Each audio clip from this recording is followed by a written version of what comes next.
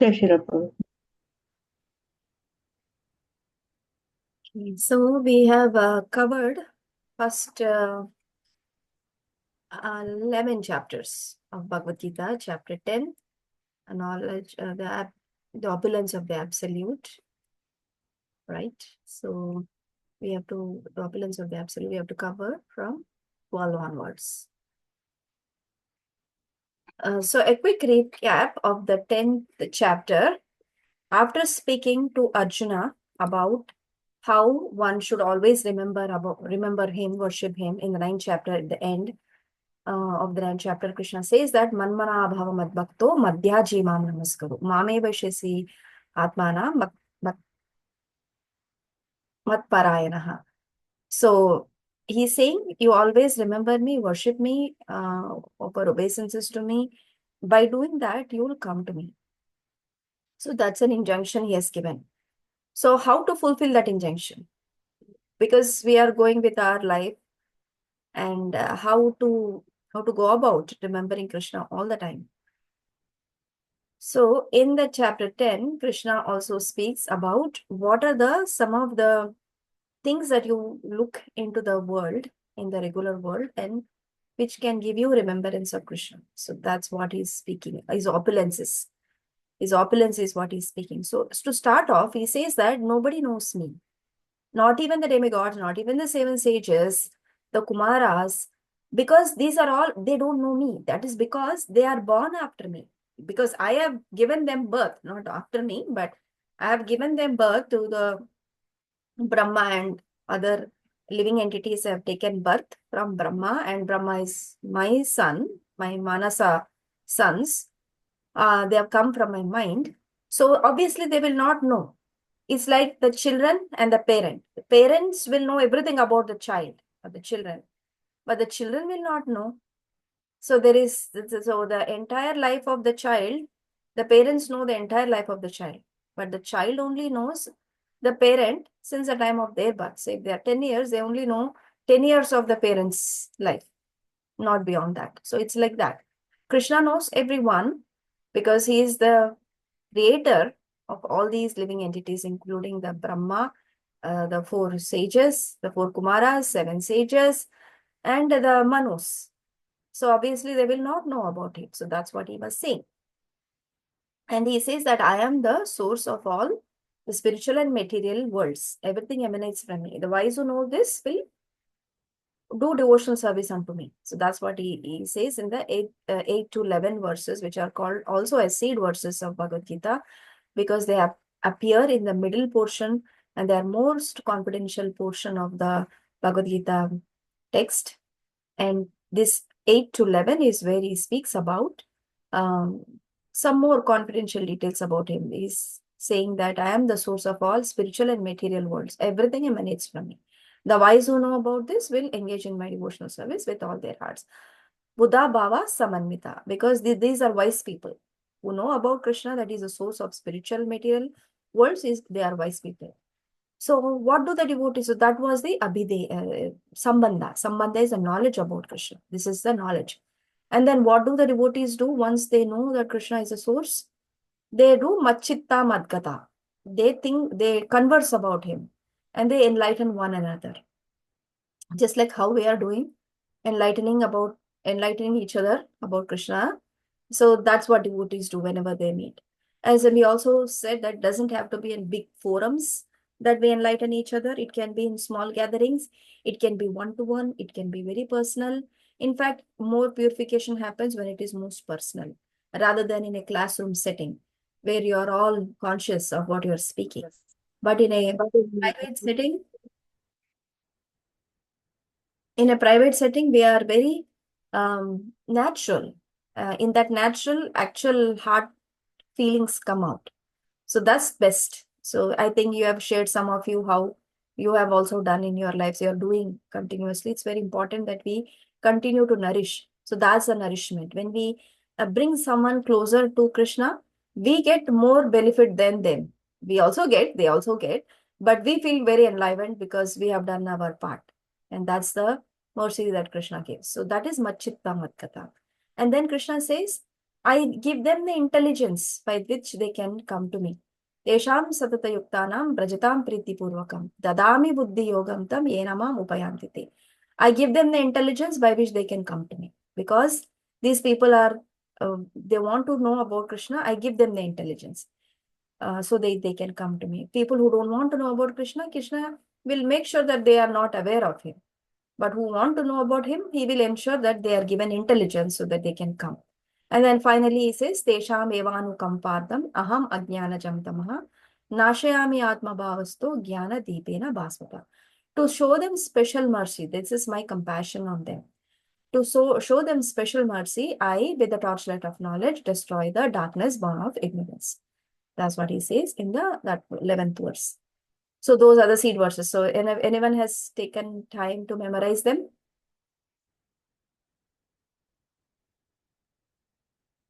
Two of them are your memorization verses, but other two, did anybody take time and effort to memorize? Okay, you can take that as a homework, memorize other two verses also. You already have two verses, but another two verses also you can memorize. 8 and 10 you have, I think, right? For memorization. Now 9 and 11 also you can memorize. Very nice. Ninth is very machitta matgata prana. Bodhayantya parasparam. Katayantischa mam nityam tushyantira cha aramanti cha. It flows very nicely. It's very rhyming also. And last one also. Tesham evanu kampart. If you know the meaning, you actually like the verses. So it's better to read one to one the meanings. Once you know the meaning, oh wow, so beautiful. Sometimes translation can be very rhetorical because you need to memorize, so you memorize. But if you read one to one, you will get the actual understanding, word to word understanding, and then you'll feel like to remember it, and the verse flows in that way. So that's what Krishna spoke, and he's been speaking for how many chapters now? 9.5 chapters he already spoke. Giving some of the verses Arjuna spoke, some Sanjaya spoke, some Dhritarashtra spoke, but most of the verses Krishna spoke. So Krishna is giving a lot of knowledge to Arjuna right from second chapter onwards, talking about the soul and the karma yoga, Sankhya yoga, karma yoga, jnana yoga, dhyana yoga, bhakti yoga, speaking different topics, all topics interlaid with bhakti aspect only. Now, after hearing so much, hearing so much from Krishna, Arjuna is sharing his realizations from 12th verse onwards. So he shares his realizations. How? We'll go through that today.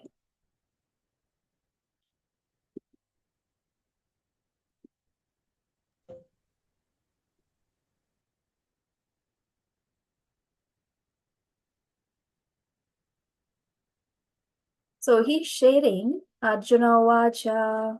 Can you say?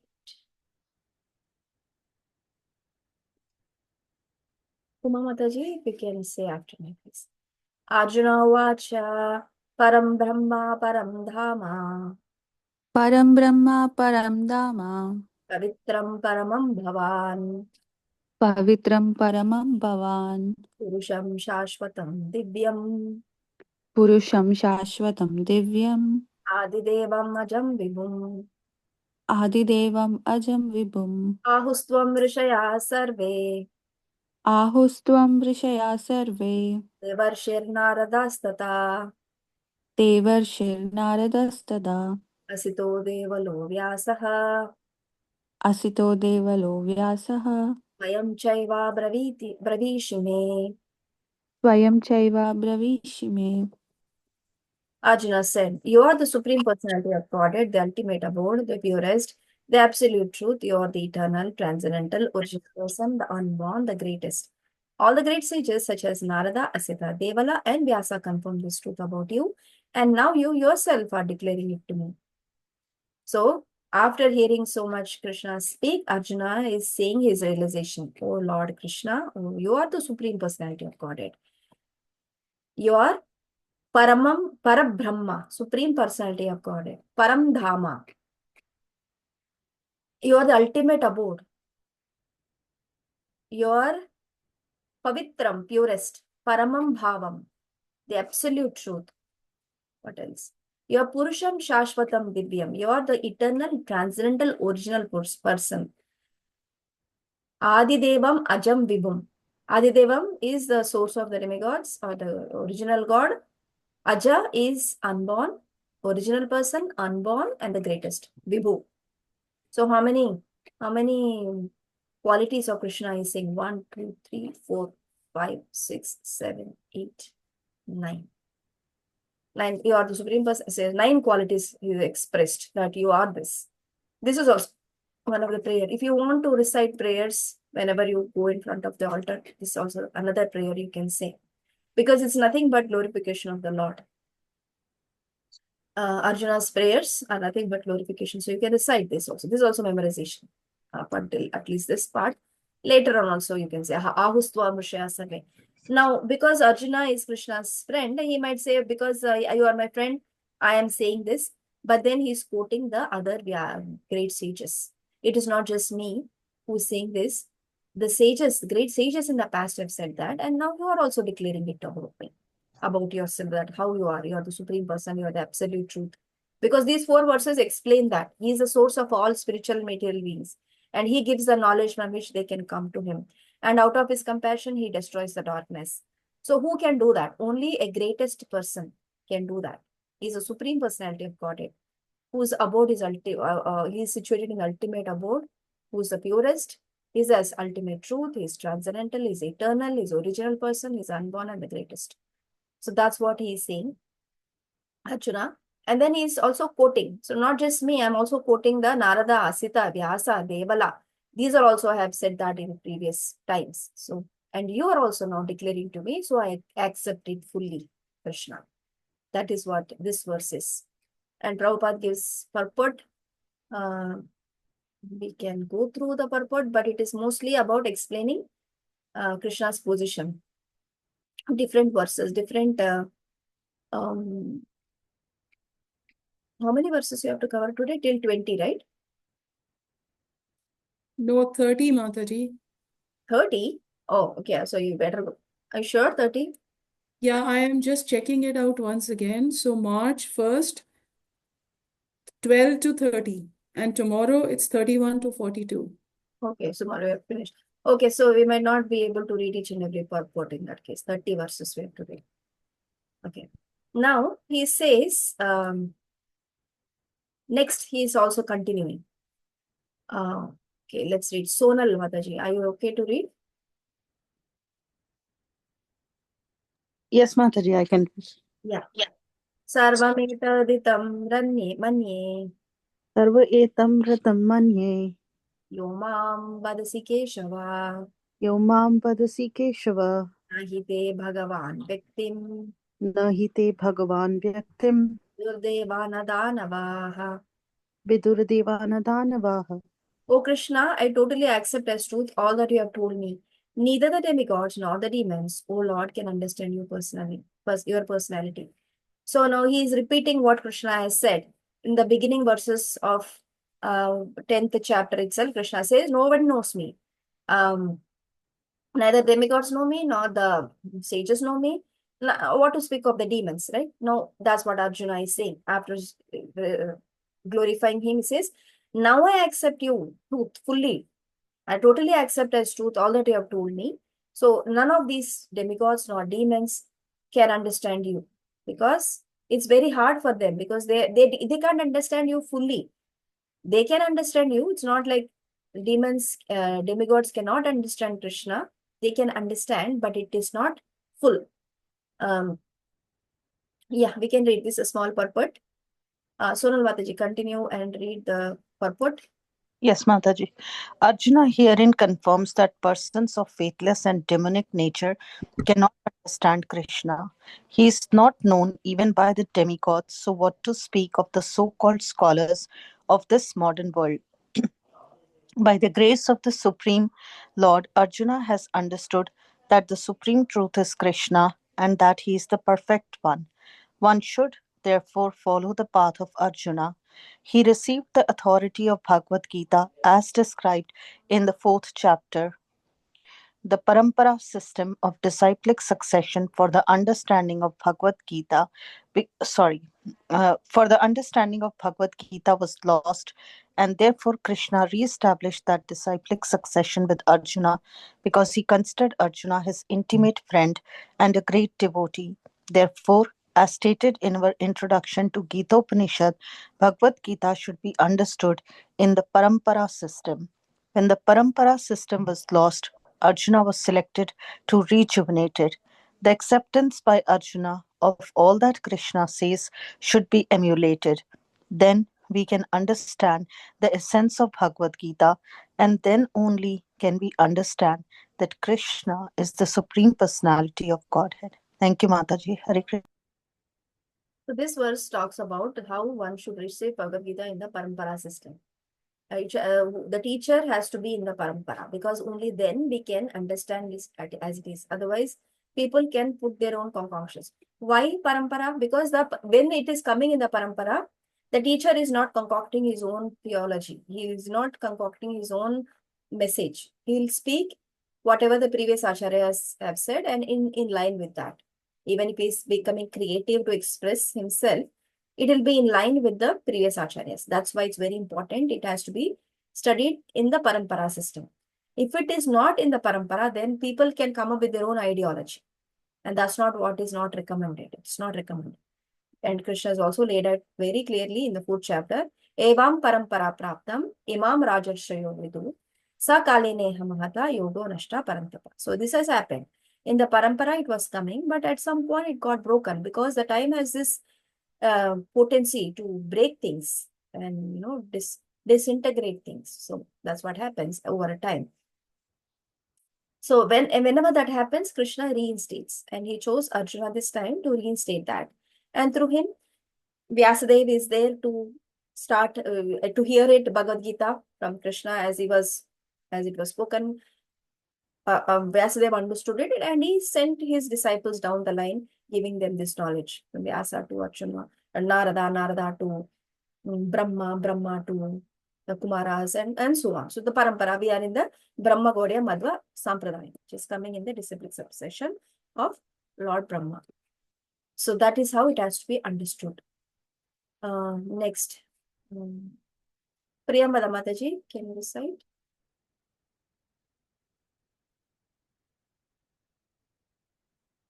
Are you there? Okay. Yashita Mataji, please read. Swayam evatmanatmanam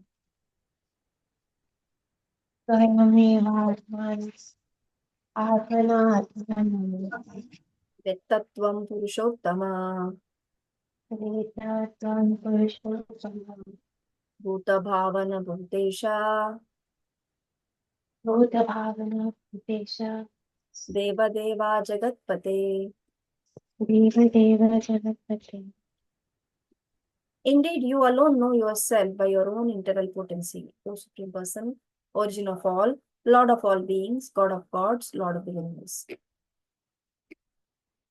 So Krishna, Arjuna is saying only you know yourself by your internal potency, because none of these people, they all are limited in that knowledge. Like I said, because they are coming from him, so they will not have the full knowledge of the source. So it will be partial only. They cannot, and nobody can know Krishna fully. So, but realization of Krishna can happen in 3 parts. This is the purport in which Prabhupada is quoting this verse. Vadanti tat tattvavidam tattvavidas tattvam yajñatvam advayam brahmeti paramatmeti bhagavaniti shabdate. So, three parts in which Bhagavan, absolute truth, can be known. One is the impersonal aspect, impersonal Brahman realization, localized Paramatma realization, and at the last, Supreme Personality or Bhagavan realization. So this is the way in which the learned persons have realized the truth, absolute truth, in 3 ways. Either Brahman, Paramatma, Brahmeti, Paramatmeti, Bhagavaniti Shabdate. So that is how they understood. And out of these, the Bhagavan realization is the most complete realization. Even though compared to Brahman realization and Paramatma realization, Bhagavan realization is the most complete in comparison. However, not everyone can know him fully. because Krishna is saying himself that only know, Arjuna is saying, only you know yourself by entering potency, O Supreme Lord, origin of all, Lord of all gods, God of gods, Lord of the universe. Not everyone can know him. Only the devotees who are coming in the disciplic succession, in that disciplic succession, they can know him, and not anyone from other than that, the demons and the atheistic people. So that is, then now he's going to ask him one question here. Okay, let's, Vivek Prabhu. Yes, mother. Yeah. Vaktumarhasi asheshena Vaktumarshasi ashisena divya hi atma vibhutayaha divya hi atma vibhuteya yabhir vibhutibhir lokan yabir vibhutir loka iman svam vyapya tishtati. imam stvam vyapya tasi. Tishtasi. Please tell me in Sorry. detail of your divine opulences by which you pervade all these worlds. So, okay. Mrudula Mataji, can you read? Purport? Hare Krishna Mataji. In this verse, it appears that Arjuna is already satisfied with his understanding of the Supreme Personality of Godhead Krishna. By Krishna's grace, Arjuna has personal experience, intelligence, and knowledge, and whatever else a person may have, and through all these agencies, he has understood Krishna to be the Supreme Personality of Godhead. For him, there is no doubt, yet he is asking Krishna to explain his all pervading nature. People in general and the impersonalists in particular concern themselves mainly with the all pervading nature of the Supreme. So Arjuna is asking Krishna how he exists in his all pervading aspect through his different energies. One should know that this is being asked by Arjuna on behalf of the common people. Now Arjuna is making a request. Now please explain me in detail your divine opulences by which you pervade all these three worlds. Now that Krishna said, I am the source of all spiritual material worlds, everything emanates from me. Arjuna is making a request. You please give your divine opulences details so that how I can understand how you are pervading this entire. And Arjuna knows, after understanding or accepting Krishna's position, Arjuna knows about Krishna, but he wants to know so that common people also can benefit by that. It's not because that he doesn't know, he knows it. He just wants to help the common people. That's why he's asking that question. And then he says, continuous.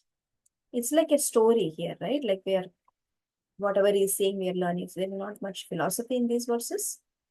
10th chapter, in the first section only, there is a lot of philosophy. After that, it is, some part of it is like a story, like Arjuna is asking question because he's telling. And then later on, Krishna speaks about his opulences. That's why the verses go fast here. So, next he continues. Narnarayan Prabhu, text 17. Hare Krishna. Katam vidyamaham yogims Katam vidyam aham yogims tvam sada parichintayan tvam sada parachintayam keshu keshu cha bhaveshu keshu keshu cha bhaveshu Dyosi Bhagavan Maya. Chintayo Shri Bhagavan Maya. O Krishna, O Supreme Mystic, how shall I constantly think of you, and how shall I know you? In what various forms are you to be remembered, O Supreme Personality of Godhead? So Krishna said, remember me, always think about me. Now Arjuna is asking, how can I think about you?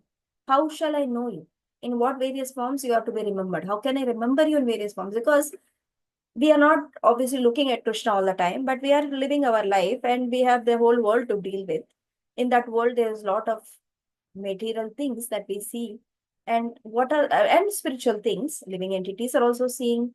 Material objects are also seeing, and everything is seen. So how? Because most part of our life is done in the other aspects than looking at Krishna's picture or vigraha or deity form.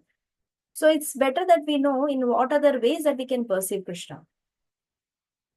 because that way, since most of our time is spent otherwise, so that those things or objects can help us remember Krishna. That's what Arjuna is asking. How can I constantly think of you, and how shall I know you? In what various forms you are to be remembered, O Supreme Personality of Godhead? Please read the purport, Prabhu. It's not too big. Purport. As it is stated in the previous chapter, the Supreme Personality of Godhead is covered by his Yogamaya. Only surrendered souls and devotees can see him. Now Arjuna is convinced that his friend, Krishna, is a supreme Godhead. But he wants to know the general process by which the all-pervading Lord can be understood by the common men, including the demons and the atheists, cannot know Krishna, because he is guarded by his Yogamaya energy. Again, these questions are asked by Arjuna for their benefit. The superior devotee is concerned not only with his own understanding, but for the understanding of all mankind. So Arjuna, out of his mercy, because he is a Vaishnava, a devotee, is opening up for the common man the understanding of the all-pervasiveness of the Supreme Lord.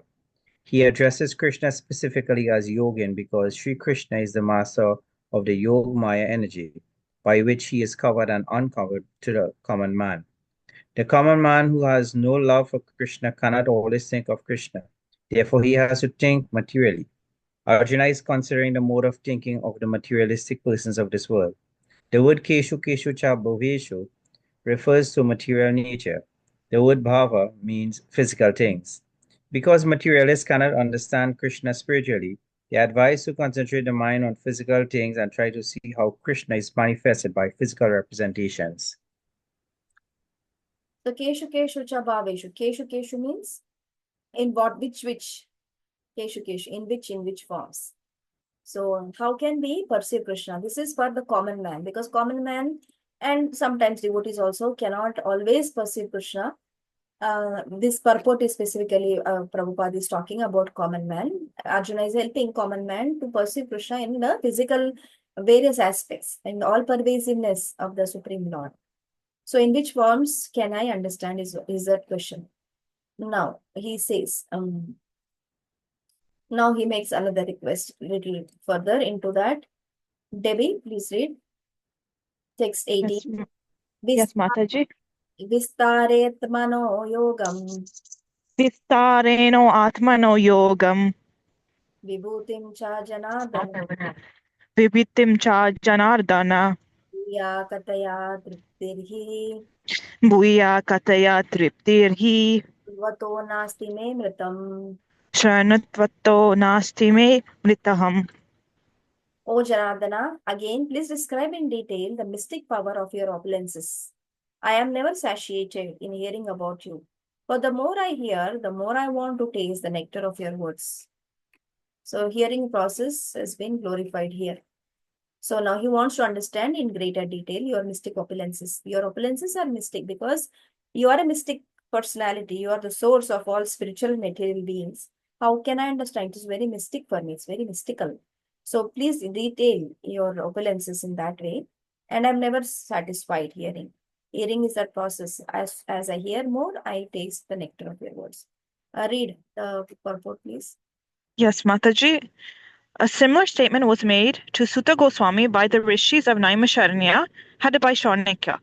The statement is Vayam tu na vrittiyam uttama shloka vikrame yachrinvatam rasoyanam swadu swadu pade pade. Sorry. One can never be satiated even though one continuously hears the transcendental pastimes of Krishna, who is glorified by excellent prayers. Those who have entered into a transcendental relationship with Krishna relish at every step the descriptions of the pastimes of the Lord, Srimad Bhagavatam 1.1.19.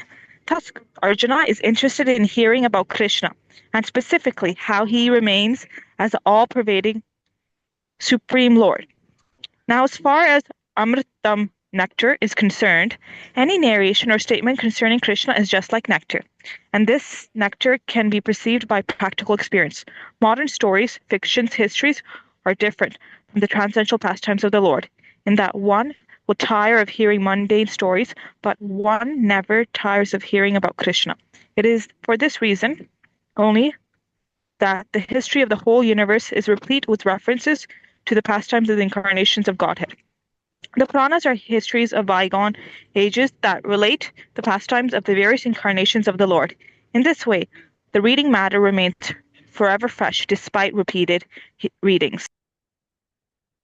Hare Krishna. So this one, Arjuna is asking, I want to Shruvato Nasti Me Nritam. I don't want to get, I'm never satiated.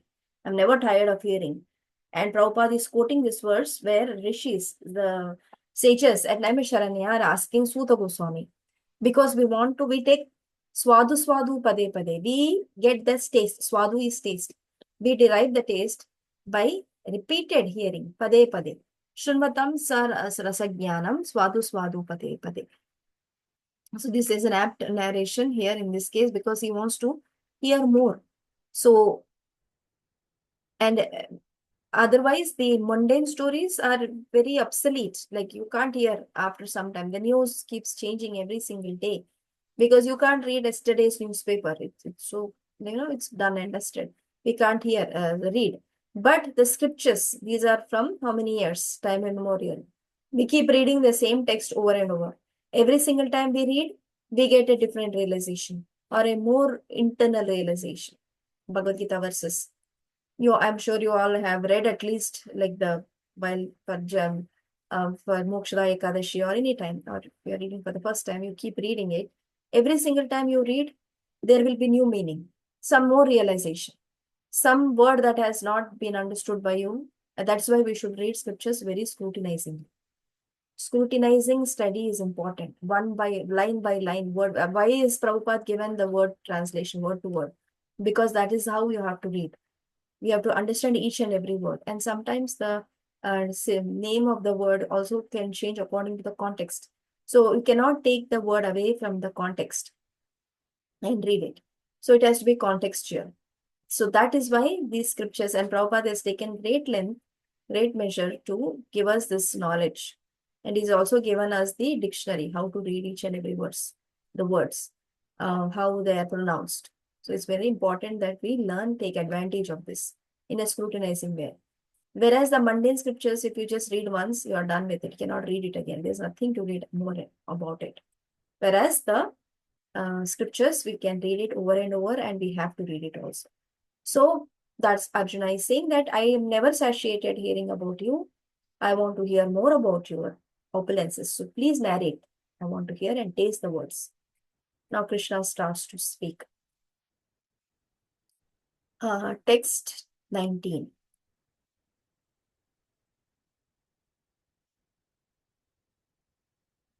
Ramina Mataji?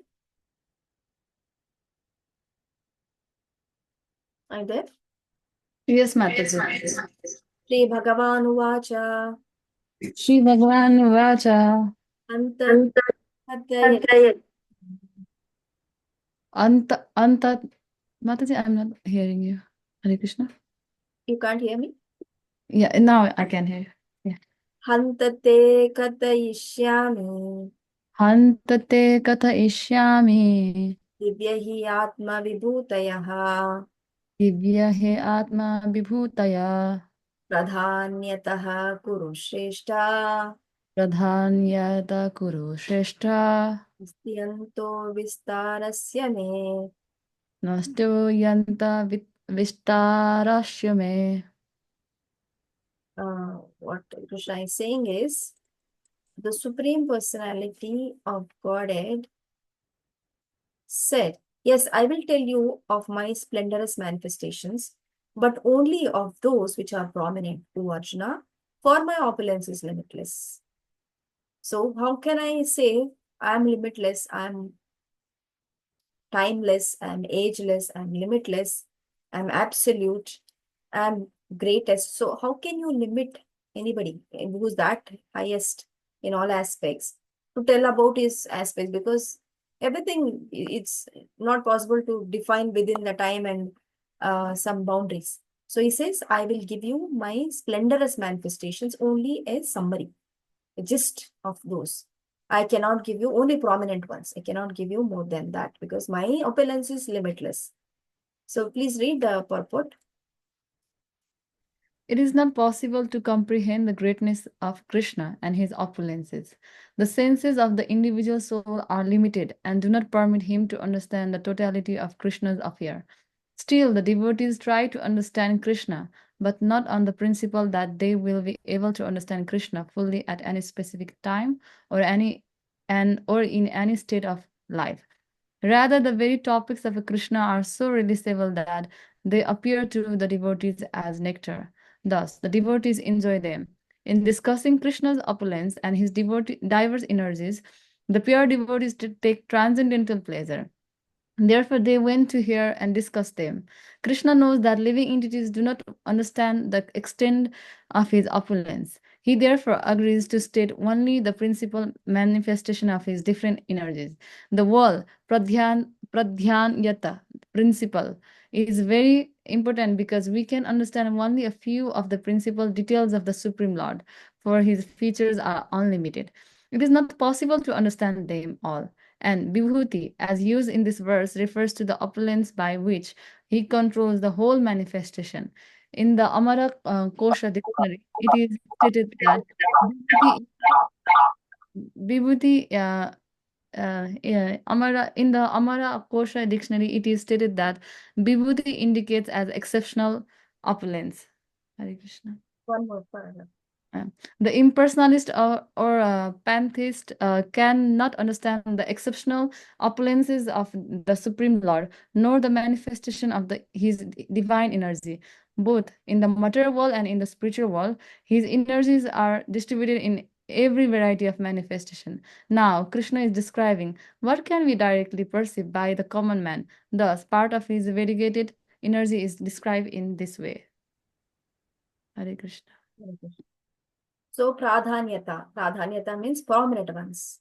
Pradhanyata kurushreshta nasti anto vistarasya me. So I will only give you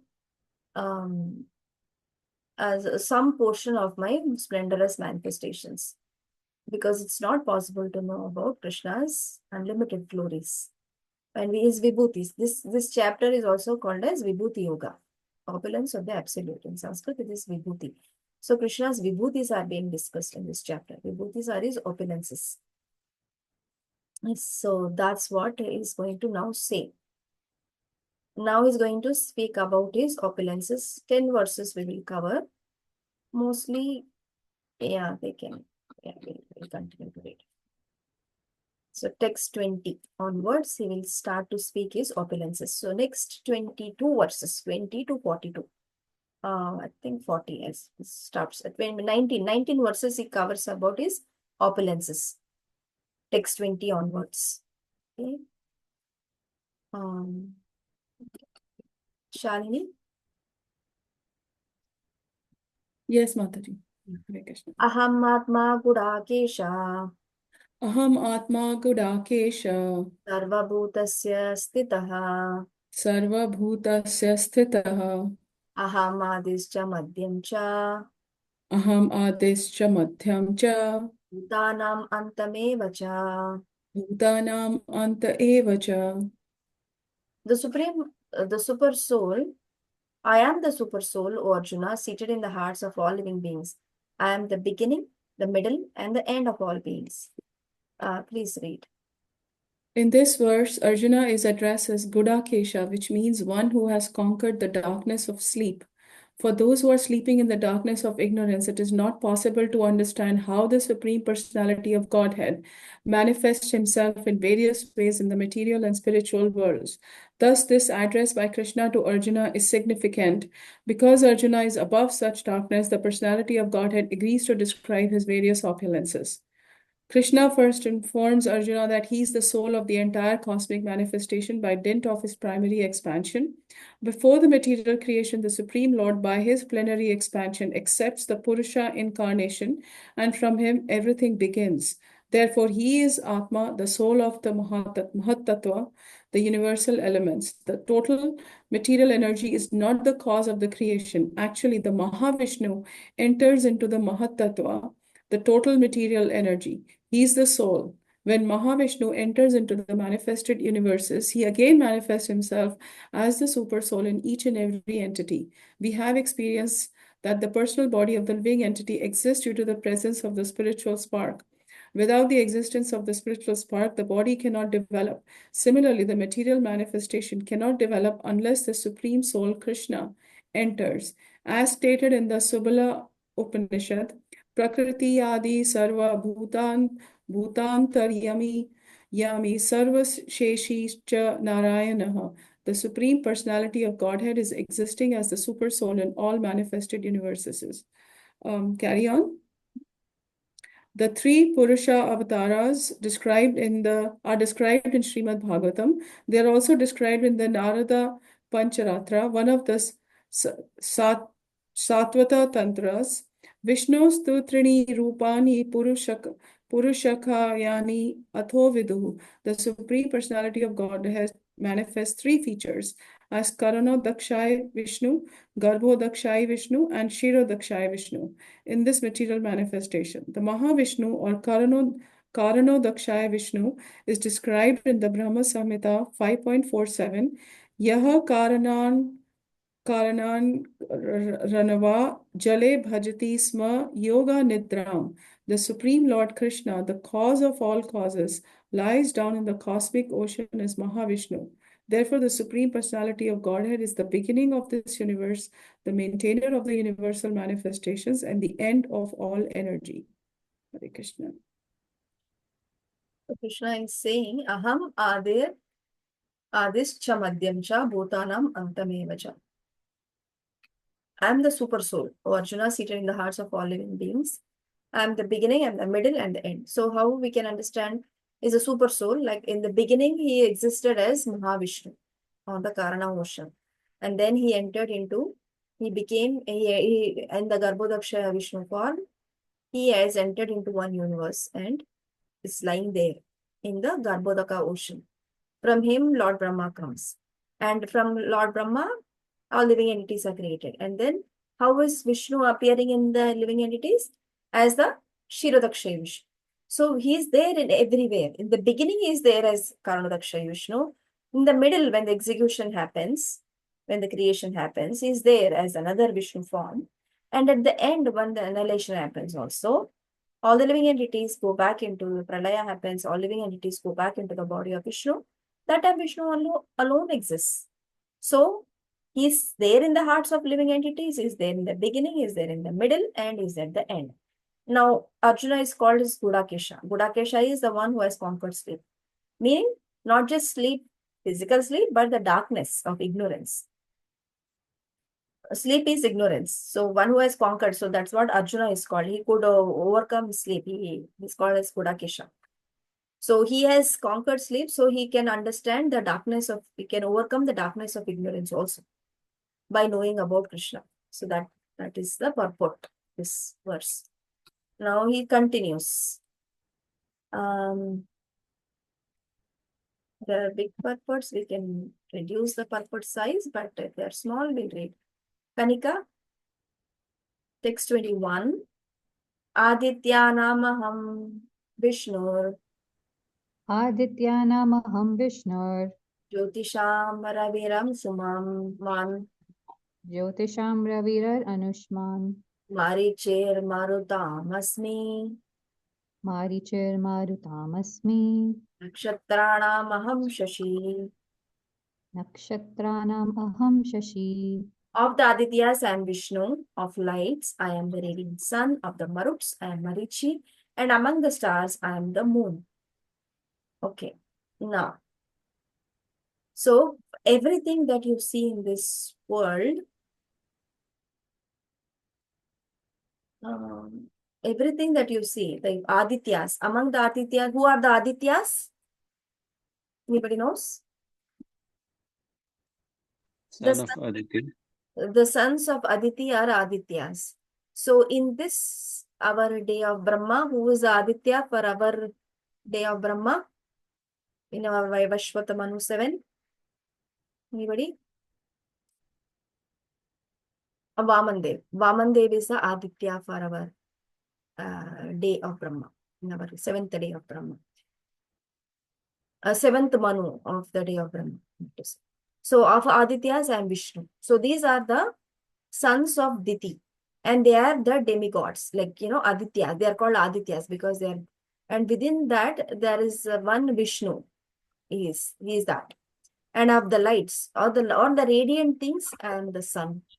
Of the Maruts, I am Marichi. And of the stars, I am the moon. The highest star is the moon planet. So among the stars, he says, I am the moon. Among the Maruts. Who are Maruts? Anybody knows?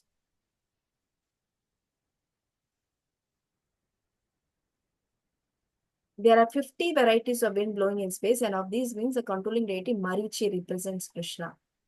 Okay, let's read the purport. Kanika, read the purport. Purport. There are 12 Adityas, of which Krishna is the principal. Among all the luminaries shining in the sky, the sun is the chief, and in the Brahma Samhita, the sun is accepted as the glowing eye of the Supreme Lord. There are 50 varieties of wind blowing in space, and of these winds, the controlling deity Marichi represents Krishna. Among the stars, the moon is the most prominent at night, and thus the moon represents Krishna. It appears from this verse that the moon is one of the stars. Therefore, the stars that twinkle in the sky also reflect the light of the sun. The theory that there are many suns within the universe is not accepted by Vedic literature. The sun is one, and as by the reflection of the sun the moon illuminates, so also do the stars. Since Bhagavad Gita indicates herein that the moon is one of the stars, the twinkling stars are not suns but are similar to the moon. Explanation. So whenever you see sun and moon, you should remember Krishna. This is that meaning. This is for the all-pervasive nature of the Lord. So our sun is called as the eye of Krishna. Sun and moon are eyes, they say. So when you look at sun, it is the most radiant of the lights, which is sun. And among the stars, Prabhupada explained, the other stars that you see are not suns. They are also getting light from the sun, and they are shining. They're called stars. From among the stars, moon is the shining star. And the Maruts are actually the sons of Diti. There are 49 Maruts. Actually, Diti wanted to take revenge on Indra at some point because of Indra, Diti's sons were all extinguished. First, it was Hiranyaksha, Hiranyakashipu, and then there was one more son of Diti that was extinguished by Krishna or Vishnu. So she is very upset with Indra. So she wanted to take revenge on Indra. She wanted to have a son who can kill Indra. So that is a thought. And then she goes to her husband, Kashyap Muni, asking for a son. This time he's cautious. Last time twice before that also she went. That's when Jay and Vijay were born. She had them at the evening when she had connected with her husband, and that's when these two sons who were at the end of where the demons were born, and they caused a lot of havoc in the whole world. So Kashyap Muni was aware of this, and he said, even though she's coming to me with this desire to revenge on Indra, let me divert her. So he gives her a yajna to be performed for 1 year, because that time there was no yajna, no nothing. So he just fulfilled her desire in the evening time. That's when these two people, demonic, Hiranyakashipu and Hiranyaksha were born. And now again she's coming to him with this desire to have a son that can kill Indra. So she then Kashyap Muni gives her a vow or a vrata to do for 1 whole year. It's called Pumsavana Vrata. So she performs that vrata for 1 whole year, and Indra comes to know about it. And he comes to serve her, knowing that she's desiring to kill him only, but he wanted to find out a play or a time when she can be taken advantage in the sense of to get her out of, or to, what is that? She's doing the vow, so he wants to desecrate that vow by doing some act, so that she will not continue with her vow and there will not be a son that can kill Indra. So that is his interest. So he comes to her to serve her, and she's serving him. She's motherly figure. She's his mother's sister, younger sister, and younger or older sister. So then he's serving her, and then at some point she becomes there are a lot of rules and regulations for following this Pumsavana Vrata. It's there in Bhagavatam, sixth canto. So when she's doing that, there are some rules that has to be followed. If that rule is not missed, if it is missed for a day, then the vow becomes ineffective. Whatever she's vrata, will not get the fruit. So what he does is, at one point, she eats her meal and without washing her mouth, she sleeps. Diti. She's tired because she's been following this for one long year. And taking advantage of the situation, Indra enters her womb and cuts her womb into 7 pieces. So he cuts her womb into 7 pieces, and each piece he cuts again into 7. So he gets 49 pieces of her womb and inside her womb. And Diti wakes up and finds out what happened. Indra is missing and something is happening in her womb. Then she realizes Indra has killed her womb, cutting them into 49 pieces. But Indra realizes that it is very mischievous act that he has done. Diti also realizes that Indra has done this. Now, because of the purification of her mind and Indra serving her while she is doing Vrata for Lord Vishnu for one whole year, everyone became satisfied, even though the result was not satisfactory to Diti. If she wanted a son that can kill Indra, that didn't happen. But everyone at the end were satisfied. That is because they were all serving the Lord. Diti was serving the Lord. Kashyapa Muni gave her the vrata. He was serving the Lord that way. Diti was serving the Lord. And Indra was helping her serve the Lord. In that way, he also became purified. Everyone all became purified, even though the result is not satisfactory, or the result outcome did not come. And all maruts came out. The small maruts came out. And he made them alive also, those 49 pieces of her womb. And when they came out, then Indra says, fine, I will accept all these as my brothers. Because they are demons, basically. Diti's children become demons. Aditi's children becomes devatas. Of which Aditya's, he is saying, I am Vishnu. But in this Maruts also, Indra says, I am giving them my brother status. Like they will also become devatas. Even though they are demons born out of Diti, I will give them the devata status, and of which Marichi is the topmost person. I think what he does is, he is the controlling deity for the wind in space, wind blowing in space, and these winds are controlling it. Marichi represents Krishna. So he gives them the status of the devatas itself. So that is what he's saying. Krishna is saying, I am that Maruts, I am the Marichi of the Maruts, because Maruts are not devatas, they are demons, but they are given the status of devatas. That's why Krishna is saying, of them also I am the Marichi. So that's a little bit background of Maruts. Continuing, text 22.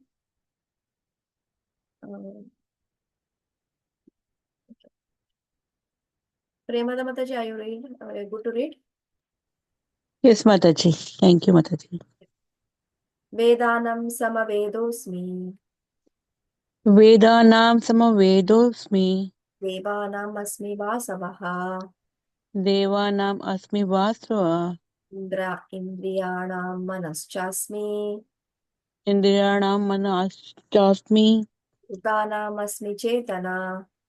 Bhutanam asmi chetana.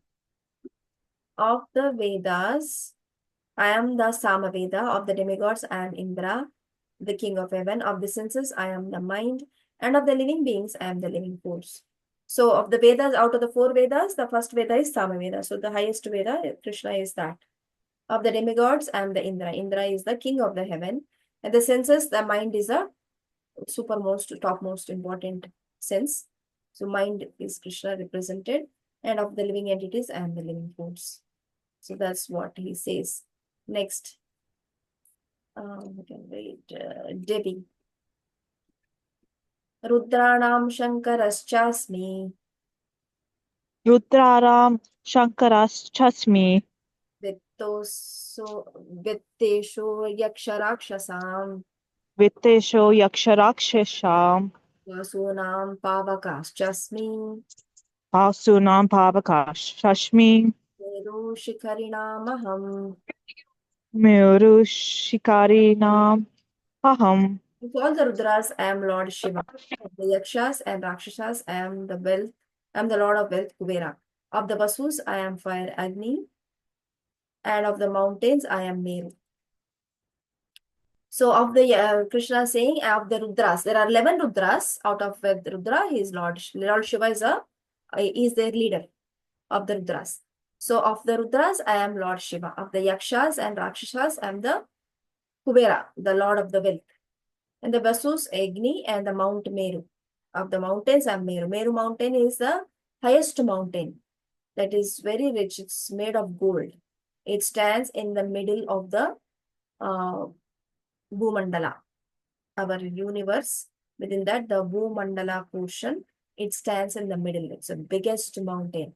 If you have seen any temple, South Indian temple, there is the representation of this Mount Meru. In some representations, you can see there will be a stamba which is made like in the middle portion, that is called Mount Meru. It's a representation of the Bhumandala basically. So the middle one is the Mount Meru. Krishna is the Mount Meru's representation. Even though we know Himalayas are there for our earth, in the sense like where we are from our physical distance perspective, but the entire Bhumandala, Mount Meru is the middle, and Krishna is that same. Okay, let's continue. Then read Narayan Prabhu again. Mataji, may I just ask a quick question related to this? Yeah. So is this Meru mountain in the spiritual world? It's in the center, you said, of the Bhumandala, so I wasn't clear. Does it fall in the spiritual world or material world? It's in the material world. I see. Okay. Thank you. Narayan Prabhu. Are you okay Hare today? Krishna. Yeah. Purushadam,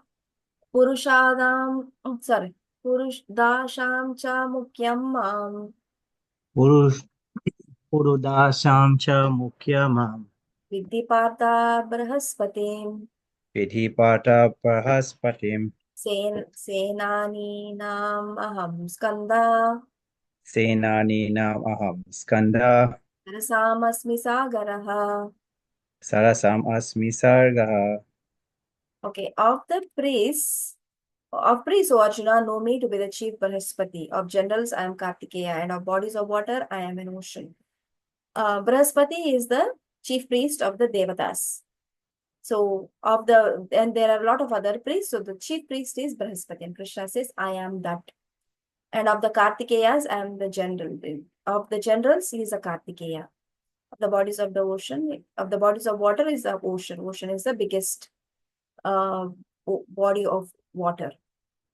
So that's what he says. Now please read the purport. You can say we have read it. Yeah. Indra is the chief demigod of the heavenly planets and is known as the king of the heavens. The planet on which he reigns is called Indraloka. Brihaspati is Indra's priest, and since Indra is the chief of all kings, Brihaspati is the chief of all priests. And as Indra is the chief of all kings, similarly Skanda or Kartikeya, the son of Parvati and Lord Shiva, is the chief of all military commanders. And all our bodies of water, the ocean is the greatest. These representations of Krishna only give hints of his greatness. Of all the great things, Krishna is saying, I am the representative. I am the representative of that. So it is only giving us a hint. So let's just read the verses, and then I will ask you to read the purport. That way it will come faster also. Text 25. Maharshinam Bhurguraham Giramasmi Ekamaksharam Yajnanam japa yajñosmi, Stavaranam Himalayah. Of the great sages, I am Bhrigu. Of vibrations, I am the transcendental Om. Of sacrifices, I am the chanting of the holy name Japa. And of immovable things, I am the Himalayas. Please read one of you. Vivek Prabhu, please read the purport. Yes, Mataji. Purport. Brahma, the first living creature within the universe, created several suns for the propagation of various kinds of species. Among these suns, Bhrigu is the most powerful sage. Of all the transcendental vibrations, Omkara represents Krishna. Of all sacrifices, the chanting of Hare Krishna, Krishna Krishna, Hare Hare, Hare Rama, Rama Rama, Hare Hare, is the purest representation of Krishna. Sometimes animal sacrifice are recommended, but in the sacrifice of Hare Krishna, there is no question of violence.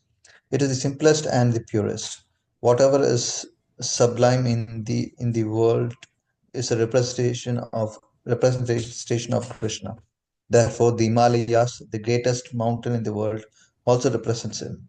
The mountain named Meru was mentioned in a previous verse, but Meru is sometimes movable, whereas Himalayas are never movable. Thus, Himalayas are greater than Meru. Oh, wow. Prabhupada said Himalayas are greater than Mount Meru. Okay, we'll accept like that. Mount Meru is the immovable, it seems, and Himalayas are non-movable.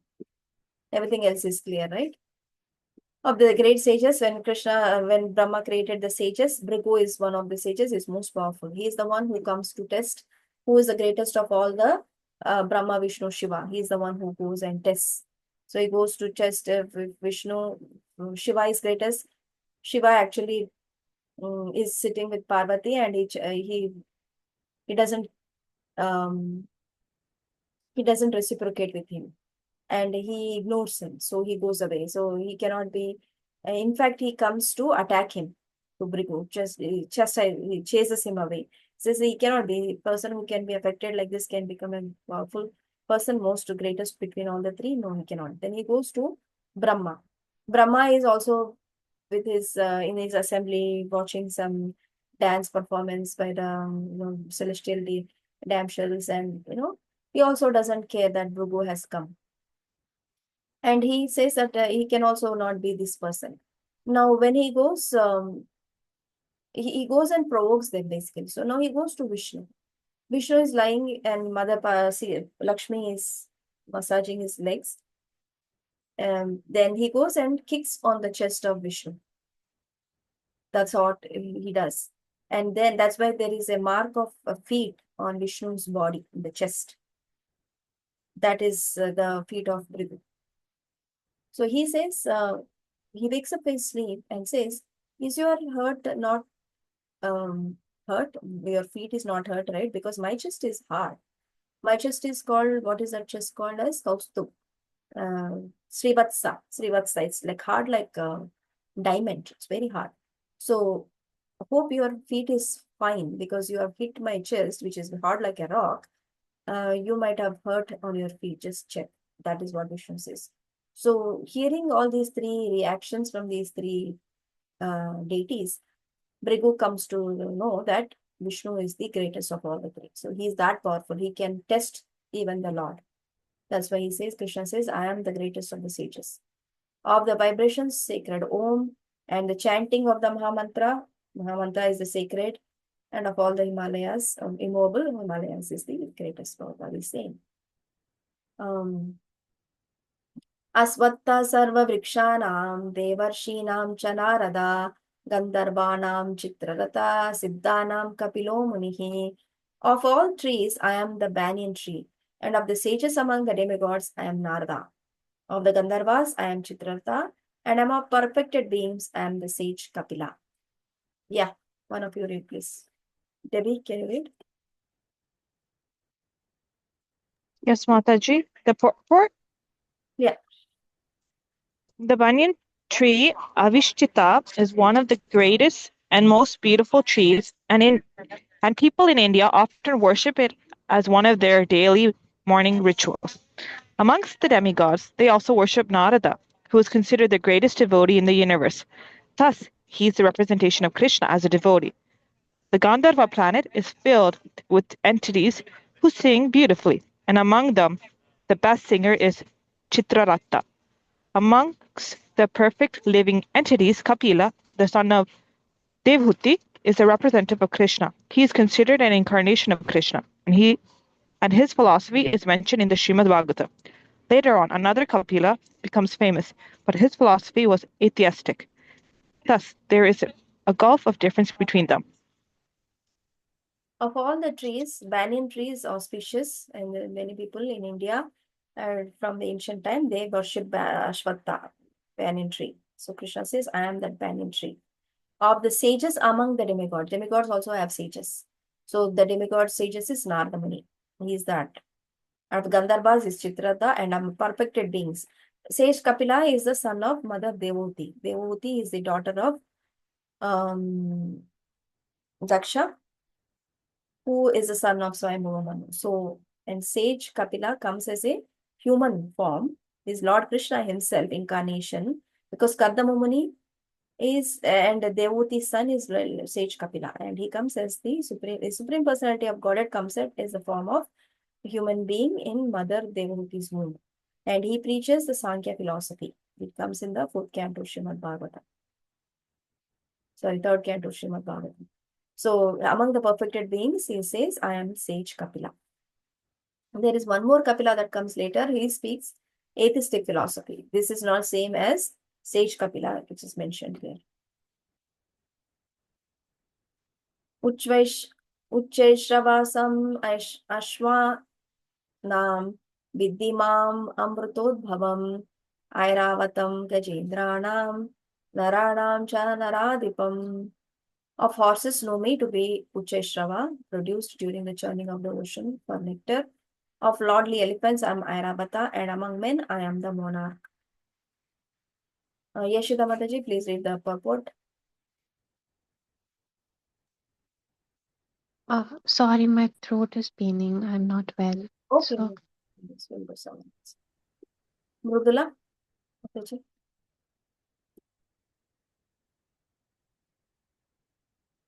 Are you there? Mrudula Mataji. Hare Krishna Mataji. Sorry, I not unmuted.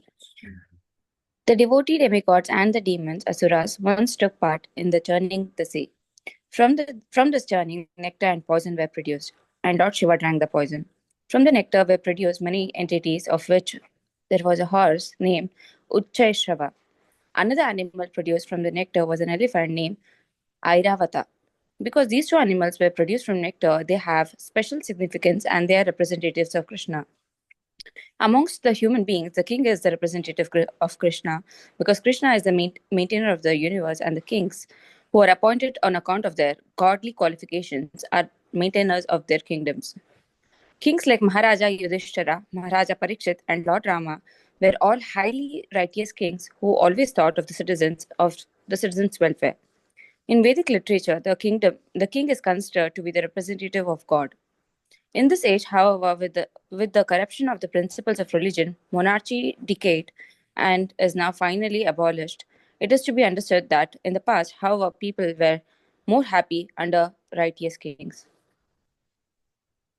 Ucheshrava is the elephant, is the horse that got produced during the churning of milk ocean. Krishna is saying, I am that Ucheshrava.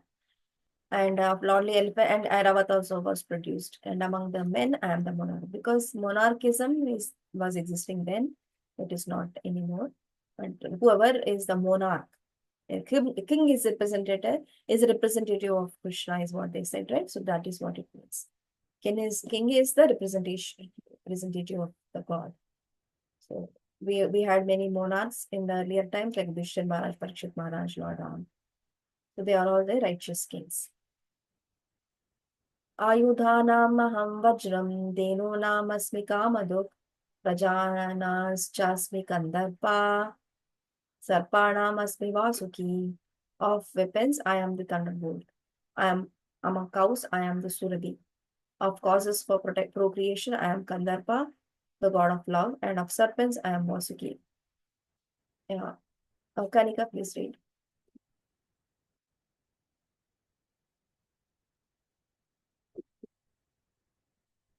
You're there, Kanika?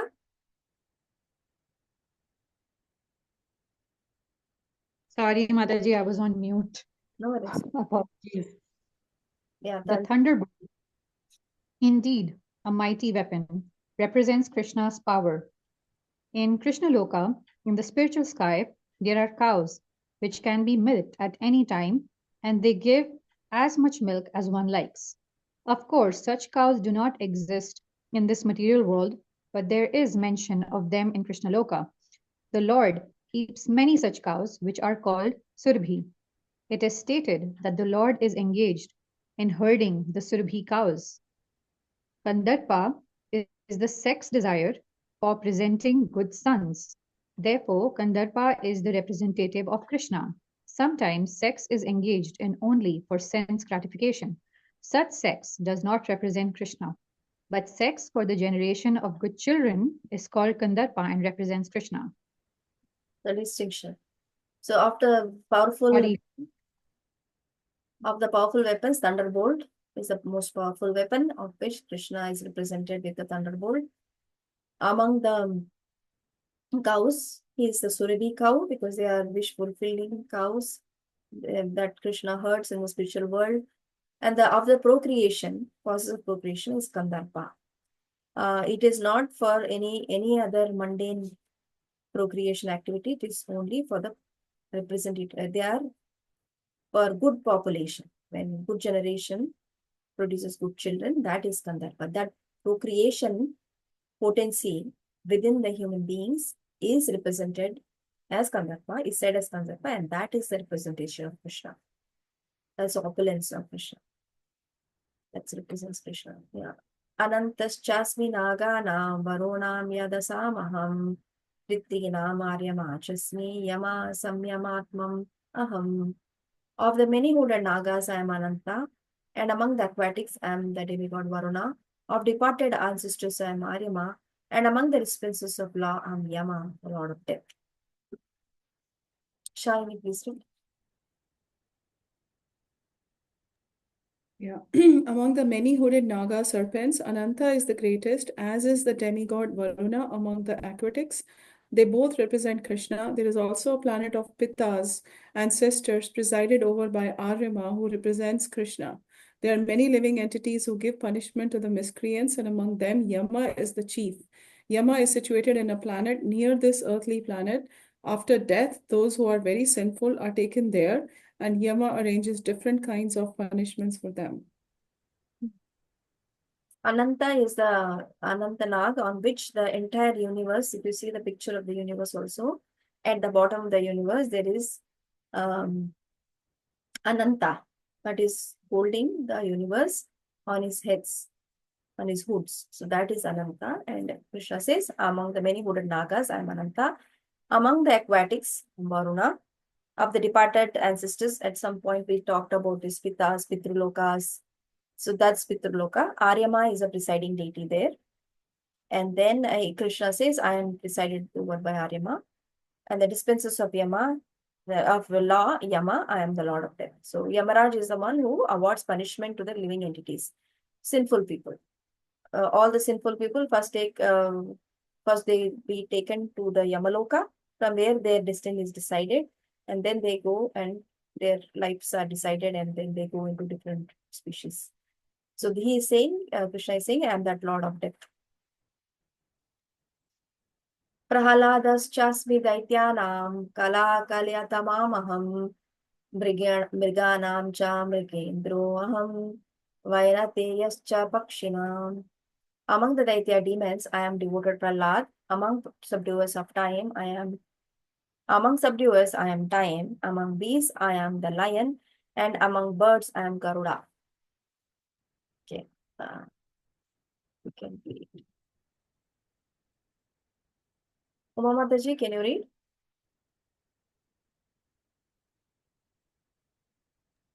Yes, Mataji. Yeah.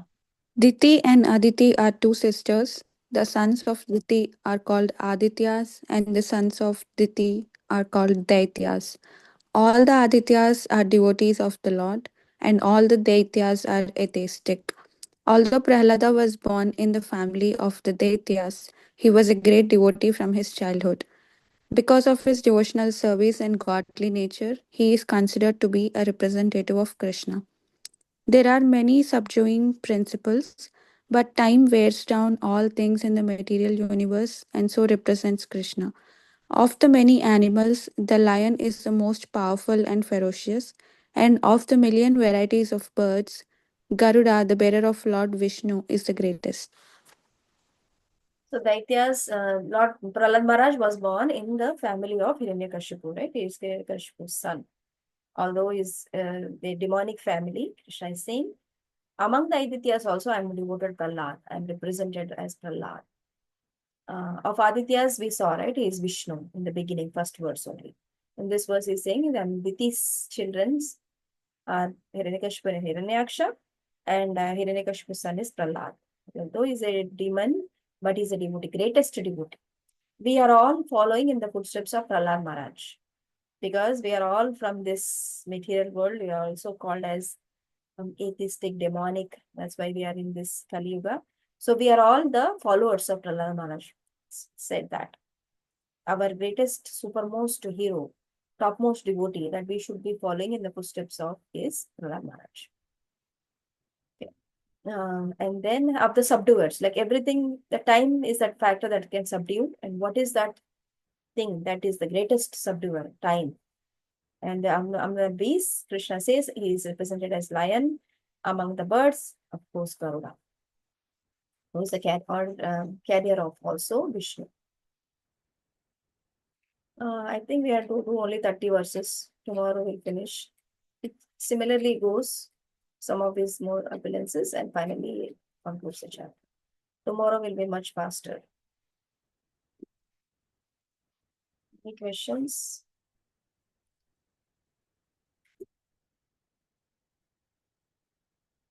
Yes, sir. Hare Krishna Mataji, thank you so much for the class. Mataji, I was just curious about one thing. The Pitri Loka, the Loka where the Pitas reside. So what will be in that Loka, in that particular Loka here? Aryama is representation of Lord. So that will be up to the ancestors, but what will they do, or how will be things working on that planet? I was just curious. It is somewhere I read it is near the Swarga. Just above or below Swarga. It is at that. It's not like earthly planet, it's a heavenly planet, like I said. It is around that area. Okay. So there also preceding deity will be there, Arima, who's the leader, and Krishna is represented by him. And they will also do devotional service. Like, whoever wants to do whatever, like, how there will be more facilities. There are facilities higher than the earthly planet is what you see here. We have limited facilities. But as you go ascending order, there will be better facilities, better situations. Lifespan is also higher. So better life situations, better enjoyment. There will also be opportunity to devotional service. Yeah, so they can ascend from beyond that place. Okay, in Karma Kanda, in other section, they give more importance to Pitris and all, and so what will be their significance, or how they can impact a human's life or our activities? So Karmakanda rituals are for going to higher planets to enjoy. The purpose of going to higher planets is to enjoy life, right? So this is what happens as you do Karmakanda activities from the Vedas. They follow them all. Do this ritual, do this yajna, but satisfying this particular deity. Then it's all following the Karmakandic rituals. So they are ascending. So it's part of the evolution in the sense like, higher consciousness, living entities are developing higher consciousness, they're going there. But that's not the end of it, right? We have studied from our limited study here in Bhagavad Gita itself that this is not the end. End is much beyond this. It is spiritual world. Right now, all these are within the universe itself, which are in the material world itself. So what is the benefit to the human being? The human being who are pious, they go there. If they want to go there, they will go there. If they want to go to Indra and perform certain rituals and Vedic sacrifices in that way, then they will go to Indraloka. So these are the ones who have aspired to go to Pitri, so they have gone there. And what do? They can continue to do devotional service and ascend higher, or they can enjoy there and maybe coming down once they finish their pious activities. Okay, so that means they are a kind of more elevated than living entities here or human beings, but they're less powerful than the demigods. Yeah, they are definitely elevated than living entities. Okay, yeah, thank you for this. What are questions?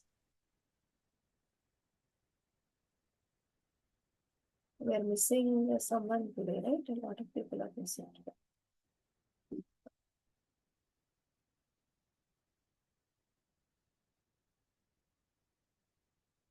Okay, then there are no other questions. We'll continue tomorrow and we'll complete the chapter 10 tomorrow.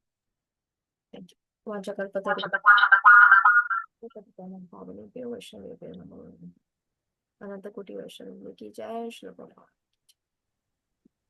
Thank you. Hare Krishna Mataji, thank you. Hare Krishna, Hare Mataji. Krishna. Thank you, Mata.